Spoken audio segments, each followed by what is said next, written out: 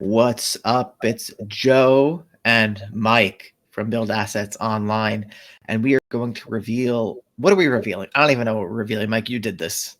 We're revealing our exact Google Ads strategy for dropshipping. This is a plan that's evolved from when we started this back in 2016 all the way now till 2024. And this is still going to be our plan even beyond as we get into 2025, 2026, because it's simple, it works, and it's an evergreen strategy. So, Joe, what does evergreen mean for the people that don't know? Isn't that a type of tree? Indeed, it is. Well, so the thing about the evergreen tree is that it's always green all year round, right? I think that's how I it think works. I don't know myself, but I'm making that assumption. But I think it translates over to this to where it's a strategy that's always working. It's almost like a foundation type technique. It's like a fundamental. It's Right. And evergreen.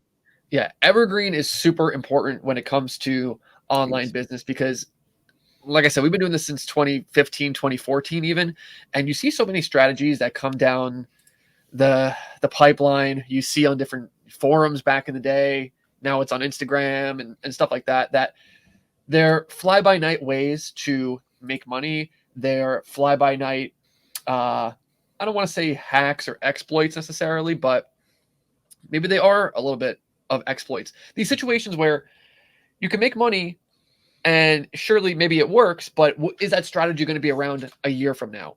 And our whole philosophy is we want to only do strategies that are going to be evergreen because it's going to take time for you to learn and implement and get really good at something. So what's the point of getting good at something and maybe it takes you a year to get good at it if in a year from now it may not even be around? So that's the whole concept with high ticket dropshipping, with our Google Ads strategy. And this is something that we've honed in on because it's evergreen. We've been able to refine it, scale it, etc. over the last 8 years, over 6 stores, over 30 million in sales, etc. So let's just dive right into it. What I drew on the left-hand side, and I'm going to try and manipulate this and There zoom you in go. here. There you go. Ooh, yeah, look at us. This is the buyer funnel. So I put an example here of somebody that's looking for a tub. They're looking for a clawfoot tub. And these are different searches along the buyer funnel that someone may put in. So we're talking about Google Ads. So people are searching on Google, and you can apply this to Bing, whatever. But people are putting in different searches that have different levels of intent. So as the gradient gets darker into the green, as we go down in the funnel, these are more high intent terms, meaning at the top you have bathtub. Someone could be searching for bathtub. Here's the problem. You don't know what type of tub that they want. Do they want a bath fitter? Are they trying to like just have their tub cleaned? Are they looking for somewhere local to go? There's really not a lot of intent behind this that you can read into. Then they may be searching for a freestanding bathtub. Freestanding bathtub gives us a little bit more information because we know they're looking for a particular type of tub. It narrows down their intent a little bit more. And then beyond that, we have gold feet clawfoot tub. This is a very specific type of bathtub. And this is where we start to get into these real meaty zones of the buyer funnel. After that, we get into Legion Furniture, which is the particular brand of tub that we're selling in this example. But the thing is here, this is at the top of these high intent terms because Legion Furniture, maybe they have other things. I mean, I know for a fact they have vanities, they have wallpaper, they have sinks, they have all sorts of stuff. So if someone's looking for Legion Furniture, yes, they may be looking for that tub, but they could also be looking for customer service for Legion Furniture. They could be looking for a sink. So we're not totally clear on their intent. And in fact, I would maybe put Gold Feet Clawfoot Tub and Legion Furniture closer together if I could, because you may see maybe Gold Feet Clawfoot Tub may make you more money as a search term than Legion Furniture. And we'll get into that in a second. But then beyond that, we have Legion Furniture Tub. So now We know they're not looking for customer support. We know they're not looking for wallpaper. They're looking for a specific brand and a specific product type for that brand. And this is really the bread and butter of the Evergreen strategy, because it's not hard to do this as somebody that's new to online marketing. You're showing up with a product when someone is looking for that exact product. So Legion Furniture tub, Legion Furniture clawfoot tub, even more high intent, and then Legion Furniture, WE6815, which would be the SKU, the exact item number for the exact product. And this is like the most high intent term that you can get. But here's the thing. Let me zoom back out. There's a reason why the funnel is bigger here. There's a reason why I made these fonts bigger. And that's because as you go down in search terms, as you go down the funnel, generally there's going to be less of that term being searched, right? So bathtub probably has millions and millions of searches a month. But how many of those are buyers? Maybe there are a couple buyers. I'm sure there's a decent amount, but how do you fish through that and find them? We're going to talk about that. But then as you get into freestanding, gold feet, these things have less searches per month, higher intent. The list goes on and on and on. So any comments to add just yet, Joe? No, not yet. I guess I could try to emphasize how truly generic bathtub is. I was looking at some of the like autocomplete searches around bathtub just now, and there's like bathtub pillows, bathtub. There's like a bar in New York City called like Bathtub Gin. And there's probably I was thinking about like isn't there like viral videos on Twitch or whatever where girls sit in the bathtub? So you truly never know what someone is looking for when they type in something like that. Yeah, exactly. And the funny thing is that this doesn't even necessarily correlate with how much you're going to spend on a click. So, Yeah, like for example, when we used to sell standing desks, you can go and look up on a keyword tool right now what it costs to show up for the word standing desk. It's ridiculous. Versus a more high intent term would have been something like focal upright confluence table. Yeah. And that was probably cheaper. Or a specific desk that we sold. Yeah, it would be cheaper cost per click wise. So it's not like you're necessarily getting cheap clicks when it comes to these top of funnel terms, but you can get cheap clicks, and we're going to talk about that now. So this brings us to what do we do inside of Google Ads now that we've kind of acknowledged this funnel. So there's really 4 forms of ads that we'd like to run. And yeah, we'll dive into it. So we like to run 2 tiers of Google Shopping ads. What is a Google Shopping ad? Google Shopping ad is when you search freestanding bathtub, you're going to see a bunch of pictures of bathtubs. You're going to see prices. You're going to see who's running a promotion, free shipping, whatever. That's Google Shopping.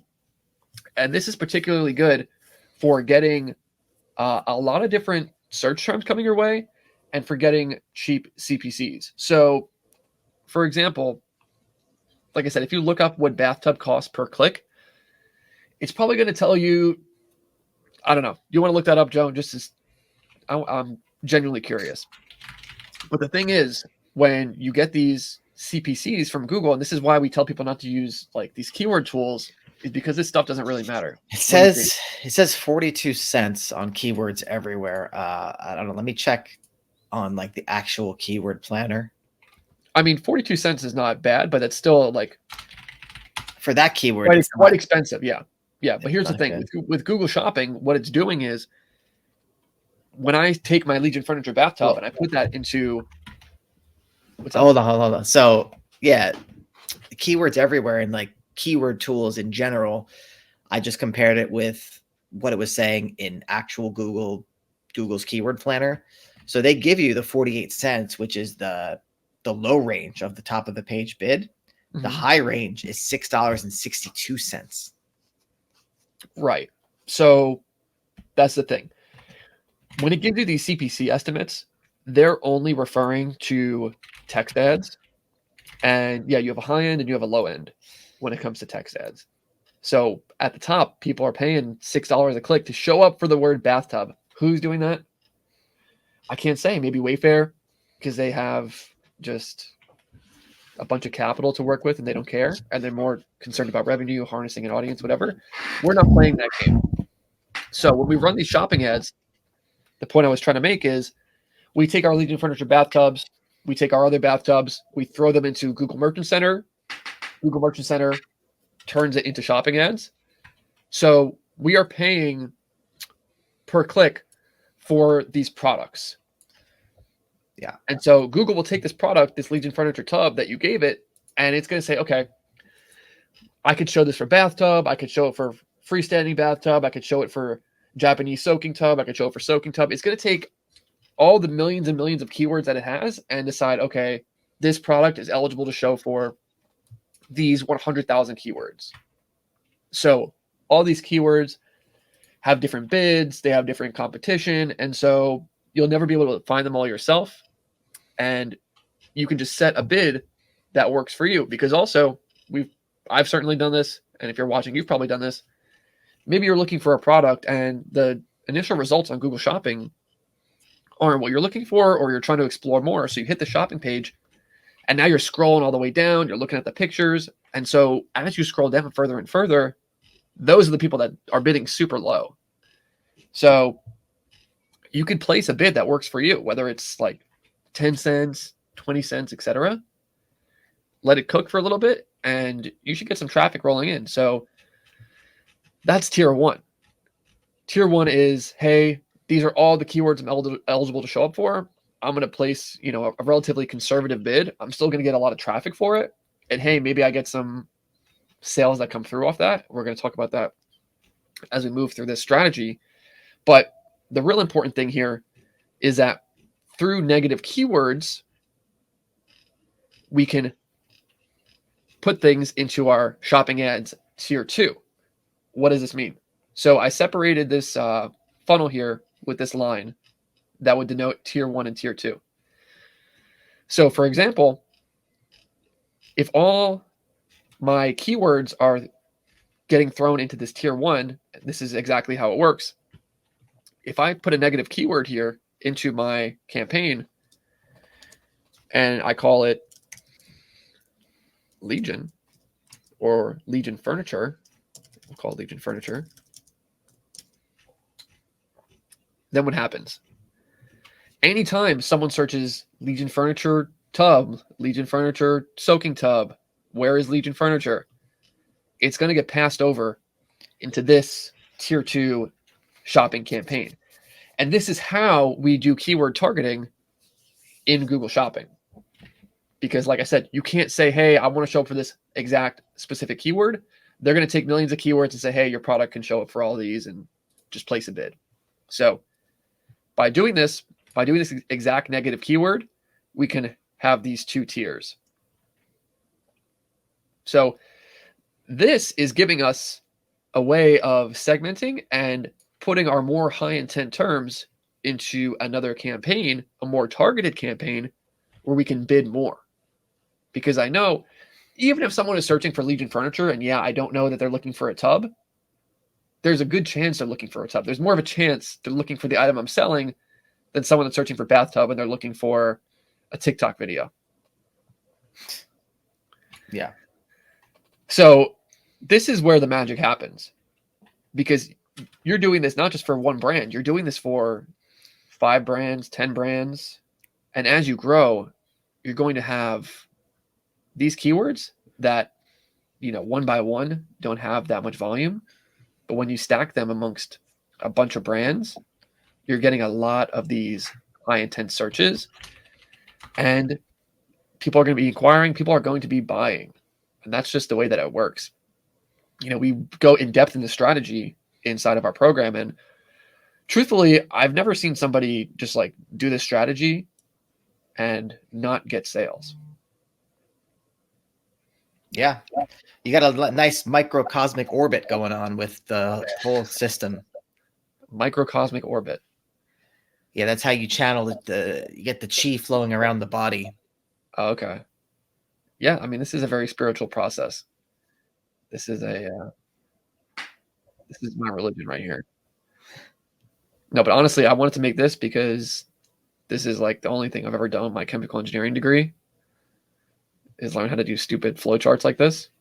So, so basically, once you've done Google Shopping, you're going to be getting, different search terms you're showing up for. You're going to be getting sales, and now you can decide, okay, I like this brand. I don't like this brand. Maybe the margins aren't great. Maybe I got a conversion on one of these tier 1 level keywords. Maybe gold feet, clawfoot tub. I actually got a sale for it. So what do we do with that information? What we like to do is then convert our best brands, our best terms into Google text ads. And Joe, we've spent a lot of money on Google text ads recently. Yeah. Wait, where are you going with that? I'm not going anywhere. I just wanted to see what you would say. Yeah. I mean, there's a lot of money to be made out there with Google text ads. Because the great thing about Google text ads is it kind of makes up where the shopping ads lack. The shopping ads are great for getting cheap clicks, really seeing what's out there in terms of search terms, what people are really searching for, what they're buying. It's a good shotgun approach into the e-commerce world. The text ads we use as our laser precision approach.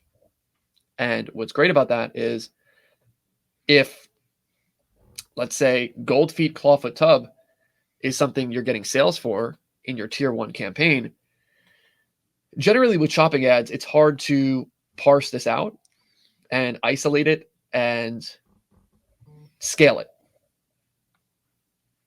Because again, because we're bidding on products in shopping ads. We're not bidding on individual keywords. So there's different things we could do if we really wanted to isolate it and get crazy. And that's getting into the weeds. But the much easier thing to do would be to say, hey, I want to show up more for this goldfoot, clawfoot tub keyword. I'm going to just turn it into a text ad. So you can have your tier 1 text ads, which again, I'm saying are for gold feet, clawfoot tub. You could even do stuff for like, I don't know if it, I don't want to get too deep and technical here, but yeah, let's say you just make a text ad for gold feet, clawfoot tub. That's going to have a lot of search volume because it's a more generic keyword. And you could, if you can get this text ad to perform properly, you could scale this and spend a lot of money on this. And we've had this happen. One of the stores that we sold for over 650,000. If I remember correctly, a lot of those sales were driven by generic type keywords. Yeah, absolutely. Because we're able to isolate down. Like it wasn't like we were showing up for, bathtub, that generic level. It was like we got in on these long tail keywords that were high intent for being something we would call a generic term. And yeah, there's a lot of scalability within that. And we were certainly spending hundreds of dollars a day on just these generic type terms through text ads. Yeah. So yeah, it's something that could work out. And I've said this before in office hours inside the group, but technically, if you really keep at this process, your text ad spend should eclipse your shopping ad spend and basically creep closer and closer and closer to like 100% of your ad spend.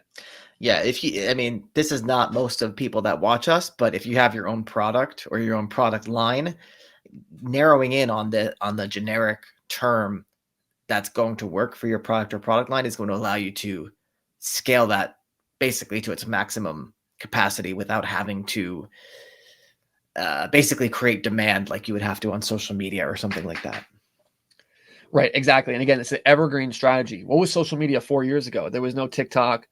There was a little bit, but like with Reels, with TikToks, stuff like that, the strategy of social media was totally different 4 or 5 years ago than it is now.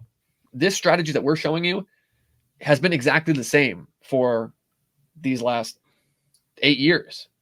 Yeah. and it was around way before that. I have a textbook that maybe I could pull out about Google Ads and like using these text ad strategies.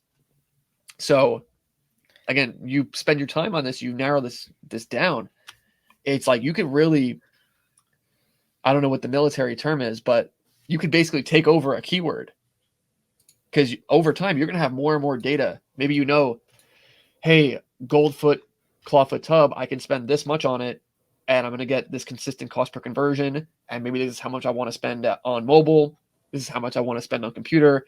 This is how much I want to spend at 10 p.m. This is how much I want to spend at 10 a.m. All these different cost per clicks. And you can really, really refine this on text ads. And Yeah. the more data you have, the more aggressively you can bid.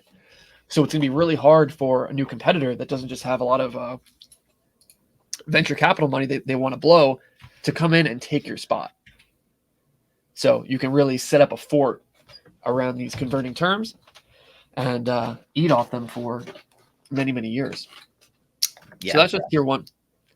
Tier two is taking these more branded type terms and getting a whole bunch of them together and creating a campaign around that. Sorry, I'm trying not to sneeze at this. Okay. So, yeah. So basically, you would make a text ad.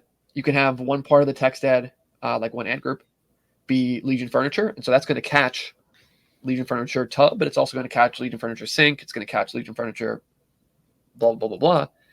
You can make those things negative keywords. Legion Furniture sink, or sink could be a negative here. Manual can be a negative here. Support. But you'd be surprised, just by having a text ad for Legion Furniture, people are going to call you and think that you're Legion Furniture and want to order with you. So you can't throw this keyword out, but you could set your bid accordingly. And again, that's what's so great about text ads, is you have this bid control. And we like to bid, per click, per keyword. Nowadays with Google Ads, there's more automated options. Like you have target CPA, you have max conversions, all this stuff. For tier two, like branded text ads, this still works great. Just manual CPC. Do you have any fears that those the targeted methods that we like here will be going away eventually? As Google wants to move more. CPC? Yeah, as Google wants to move more and more towards their automated nonsense. Yeah. So right now we kind of are running side-by-side tests for some of these tier one terms, because even like the bathtub example, especially, if we're just manually bidding on the term bathtub and there's no AI involved, then we're just going to get a mixed bag of person's looking for TikToks, person's looking for a gin bar, and this person's looking for an actual tub to buy. Through these manual strategies, Google can through the automated strategies, maybe you set this as target CPA, maybe Google will filter through and give you like the higher intent people searching for those terms. You know what I mean? Yeah.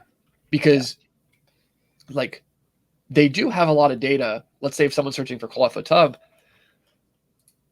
they have data on whether that's like the first time they're searching it. Their entire behavior is being categorized by this AI. So they know who is closer to making a buying intent purchase. So I would recommend, let's say instead of going $10 a day on this term or in this one campaign, you could split it 5 and 5. Do 5 manual CPC, right, and do 5 as target CPA. The problem is with the high ticket dropshipping is that you're not getting a whole lot of conversions in. It's not like you're getting 5 a day to give the AI a lot of information. So you could test it side by side. And yeah, I'll kind of give another example. Like this test we're running right now on one of our current stores, I'd call it more similar to freestanding bathtub in terms of its intent level. And we're running this side by side as a test. Mm-hmm. And we are getting some conversions from, I think the more automated bid strategy is doing a little bit better. But I'm going to show you how to dive in even further on this in a second. So again, text ads tier 2. I don't think we need to get too crazy into the automated bidding strategies because like Legion Furniture Clawfoot Tub, realistically, I want 100% of those searches. So I don't need an AI to tell me, oh, this person's high intent, this person's low intent. Right. Everybody that's searching Legion Furniture Clawfoot Tub, I want them in the door. Same thing as WE6815. Right. That's going to be profitable, highly likely. So I don't want AI there. So between all this, you should be really rocking and rolling in terms of your sales. And as more data comes in, you're going to see, okay, I'm going to lower my bids on this product, that product. I'm going to set up some text ads for this brand, etc. So this is really not just a good starting strategy, but this can kind of scale you as high as you can go. So all these people are clicking and they're landing on our website. And therefore, they're becoming part of our pixeled audience. Right. So what is it? What is a pixel for the people? I mean, basically like a tracking code on your website that gives the big tech company the information about the customer, which you can then harness later in a retargeting list. So this is exactly what we're doing. We're harnessing these people that land on our website. They're now going to be a part of our audience. We have them pixeled. So here's the thing. Maybe they search bathtub. We paid 5 cents. We got them in the door through a shopping ad. Yeah. But now they're a part of our audience. So we can set up separate campaigns. So we have this pixeled audience feeding back into these ad types. We can set up separate campaigns. We can choose to adjust bids for people that have been on our website before. But the point is, maybe this guy searched bathtub. He landed on the site. Now he's a part of our pixeled audience. And then maybe he leaves. He probably will leave. He's going to go on Wayfair. He's going to go on all these other sites. He's going to be researching. Now he decides, okay, I want a Goldfoot Clawfoot tub. So then he comes back into Google and he searches Goldfoot Clawfoot tub. Well, guess what? Because he's a part of our pixeled audience, we can isolate him, bid higher than the average person that's going to be bidding on that term, whether it's a text ad, whether it's a shopping ad, and he's going to get back into our website, and he's going to be highly likely to make a purchase compared to just a first-time visitor. And so this can keep happening over and over again. But the point is that you're narrowing down on intent. You're basically able to kind of get a leg up by targeting people that have already been on the website, because it's just another layer of intent. So and a lot of them will become more familiar with your website at that point. They've seen the name a couple times. You know, it just becomes somewhere that they know, and that gives you a leg up too. So it's not the first touch point, which one of the internet marketing 101 rules is that people generally, they can, but they don't generally buy on the first touch point. They have to see you a number of times before they consider making a purchase.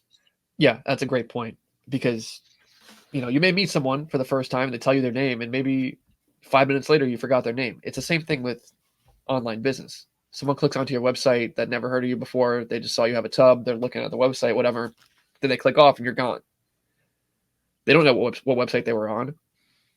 Yeah. So, but then they search something again. They wind up back on your website. Oh, okay, I remember the site. Now maybe they remember. Maybe it's the third time, the fourth time, the fifth time. Maybe they call you. So the more touch points we can get, the more likely it is that they make a purchase. So that's why having this pixeled audience here is really powerful. And then another facet of this is they're not just a part of your audience, these people being on your website, but maybe they opt in and join your email list. So this gives you another touch point. This gives you an ability to add scarcity, add urgency. Maybe they get an email from you with a coupon code. Maybe they get an email from you saying, hey, we're running low on tubs. whatever. So now they're seeing your name in their inbox. They're seeing your name when they search in a text ad. They're seeing it in the shopping ads. You're now a part of their world. Yeah. And so what's going to happen? It's going to be natural for a percentage of these people to wind up making that purchase with you. And that leads us to the sale. So it was a bit long-winded, but you have to understand this is happening hundreds of times a day on your website, maybe even thousands. So this is this big machine that we're building that's getting people in the door. It's harnessing them into our retargeting audience. We're getting sales. We're feeding that information back into the system to create text ads, to change our bids. And we're taking over these different search terms that we know convert for us, we know are profitable. And yeah, over time, our email list is building, sales are increasing, and this should be an evergreen system you can take into 2024, 2025, and beyond. Yeah. Yeah. So we can cut it off, Joe. I don't know if you have any final questions, comments, concerns about this method. But no, I don't. I mean, I hope people are going to watch the whole thing and understand it. But well, yeah, of course, the first time you're seeing this, it looked particularly complicated, but it's really not, because you're going to be going and doing this step by step, and it's not like you need to remember, all these little details. It's like, all right, you get your first shopping campaign up. That's easy enough. Paste it into a second shopping campaign. So we do lay this all out inside of our main program, but we also have a free program where people can see exactly how we use this strategy incorporated into our online business portfolio. And Joe, with everything going on right now, having that portfolio of online businesses, of online assets, is really important. If you just have a job right now, I truly am worried. I truly feel for you, because nothing is stopping, your boss from firing you, from there's been a lot of layoffs, that's for sure. It's been a lot of layoffs. You have different stocks crashing, this and that. And so it's a way to, create this fortified income situation where you have multiple different pieces of cash flow coming in. And when one thing goes down, another thing goes up. And we've seen that time and time again over the last near decade. So again, it's an evergreen strategy, and therefore it's something that the more time you put in, the more likely it is you'll get a lot out. So yeah, buildassetsonline.com/playbook. That's our free course where we show you how we create an online business portfolio worth over $1 million. If you're interested in learning more about our high ticket dropshipping program, you can catch those details inside the free course. And of course, it's broken down a lot more simply. We get more into step by step how to do all this stuff. And we didn't even talk about like using Facebook. We didn't even talk about using SEO, collection pages, all that. So there's many layers to this, but I just wanted to kind of dive in, break down this layer that I deem very important, our Google Ads strategy that's been this way over the last several years, and kind of give people a taste. So if you have any questions, if you think that we're idiots for this, whatever, leave a comment, subscribe for the algorithm, but you can take it or leave it. As always, take it easy.